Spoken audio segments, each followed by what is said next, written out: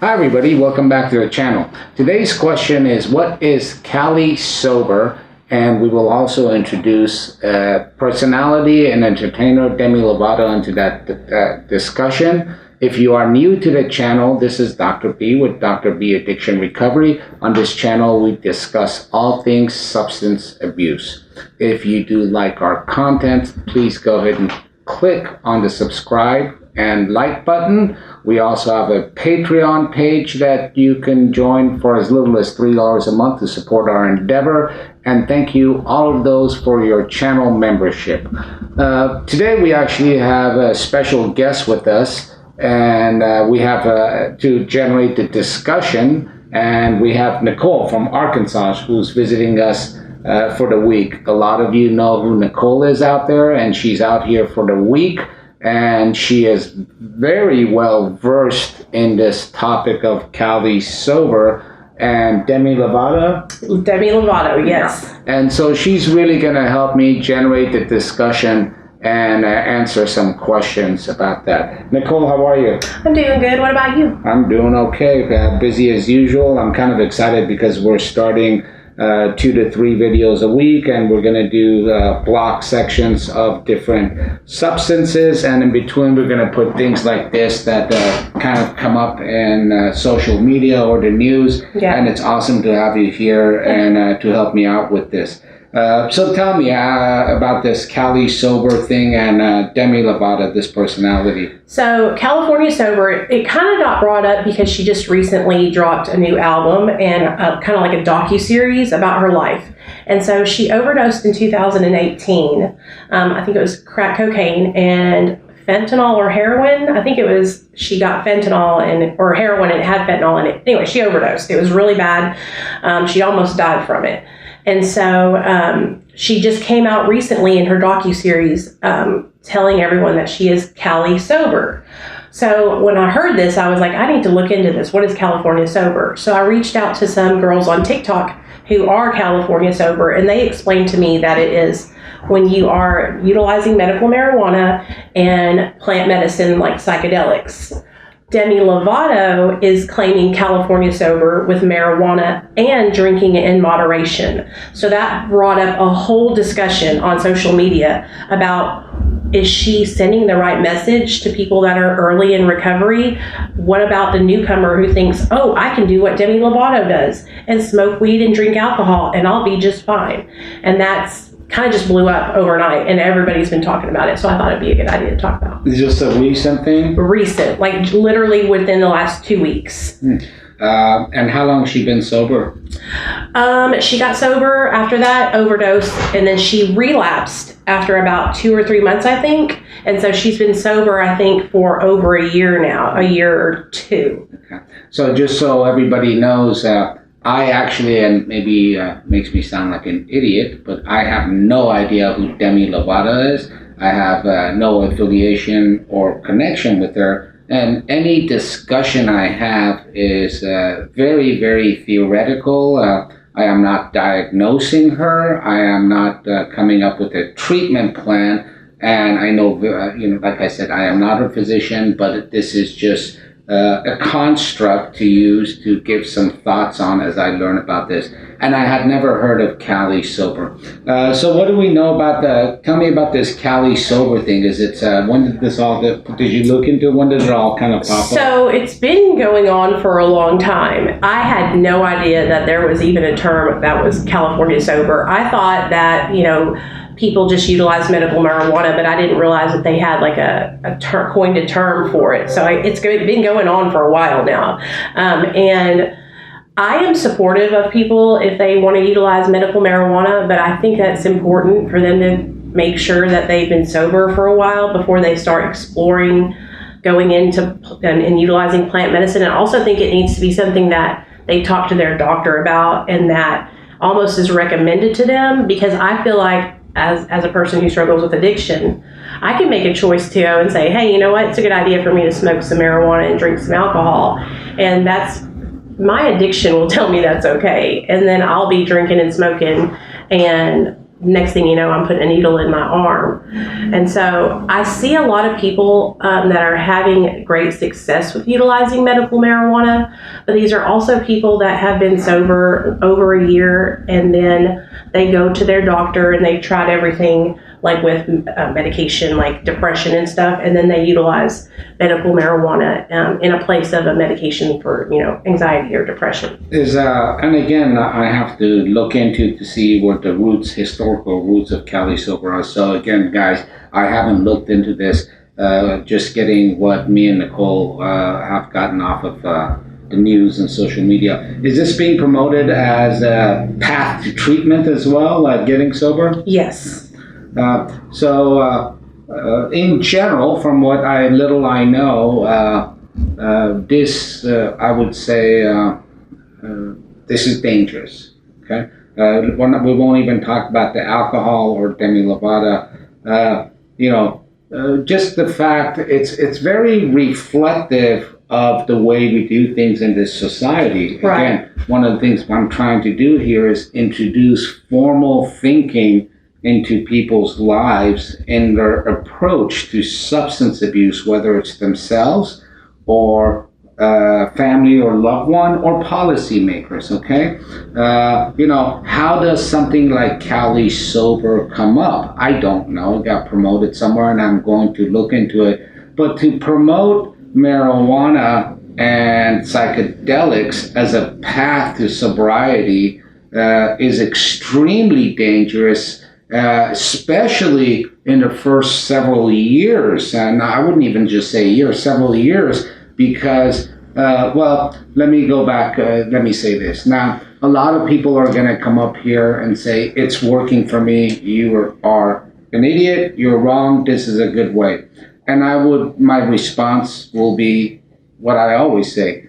That's considered anecdotal evidence. Just like in the same way, if I actually had a patient in my clinic and he chose that path and it's working for him for a certain amount of time, that's still considered, as a technical definition, anecdotal evidence, which is the lowest kind of evidence there is, all right? And so the other thing is, Nicole, as you talk about, I know people that it's working for. The question is, at what time scale are they in their recovery that it's working for? Are we 10 years out? Have they changed their complete behavioral pattern and thought process from the addiction mind to a sober mind, right? Yeah. I've talked a lot with Parham on this channel about marijuana, especially early in recovery, with people that have serious opiate or stimulant abuse problems, and it's a no-no. And now we're talking about introducing psychedelics.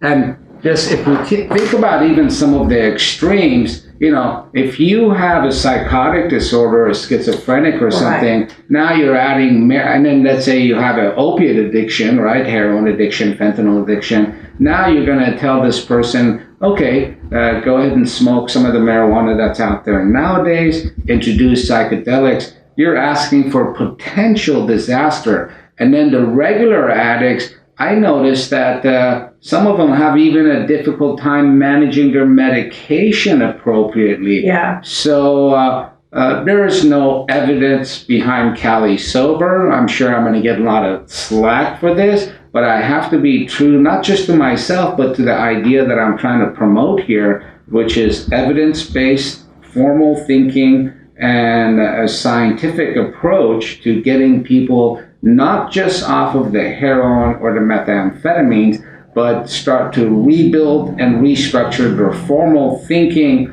and long-term recovery. So that's my thoughts on it. I'm going to look into this, and if there's anything else, we'll do another video on it, or I'll make one if you're gone. Now tell me about this Demi. She's also drinking alcohol? She's also drinking alcohol. And so she had a docuseries that came out, and she's done a couple of interviews, like one with Joe Rogan, and then an E interview, like on the E network on TV. And on E! News, they actually, it was almost like they misrepresented her a little because they pulled a clip and it was saying, I'm Cali Sober, I smoke weed and I drink alcohol in moderation. Then she went on the Joe Rogan podcast and cleared it up a little bit and said, I drink alcohol, but that's not a representative of what California Sober is. Cali Sober is just the plant medicine, but she's also choosing to drink alcohol, which I think is insane because I just know that she had a problem with alcohol also. When she relapsed in 2018, she had been drinking, and all of her friends left her house that evening, and then she called her drug dealer, and he came over, and he brought her pills, I think, that were laced with fentanyl.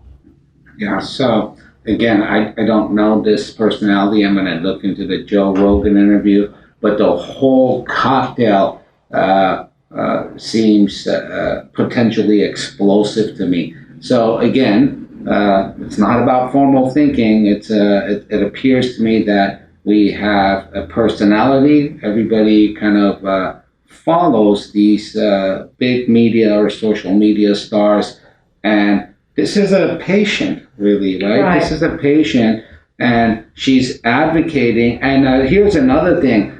Look, I remember looking into some of those early reality TV shows. I forgot what they were called. There's nothing reality about them, right? Now, you have someone out there promoting a certain way to recovery and sobriety, and there's millions of dollars spent on presenting her on stage, so to say, whatever this is. And I'm telling you, this is going to give the wrong impression. I agree. And I'm going to take I'm going to speculate here that this young lady, how old is she? I think she's younger than me, so she's in her late 20s. Yeah, I think this young lady, if she doesn't already have a problem, she's going to have a problem. More than likely, when you see someone like that in those situations, all of that machinery that was used towards addiction is now being used towards this representation of recovery, which is really not recovery. And at some point, the bottom is going to fall from that. So it sounds to me, again, from what little I've gleaned, and I'm going to look into this, a very dangerous, explosive cocktail, both for the young lady, Demi Lovato, and even more so because I always want to maximize utility. This message, apparently, she's a very famous singer, right? Oh, very famous. This is going to millions of people, millions. Yeah. Young people, too. Yeah. So that even sounds more dangerous to me in a society that we already have such a difficult problem with substance abuse and addiction. So those are my basic thoughts on the issue. Is there any other components on it? No, I totally agree. I think it's just a very dangerous message to be sending to people, especially young kids that look up to her.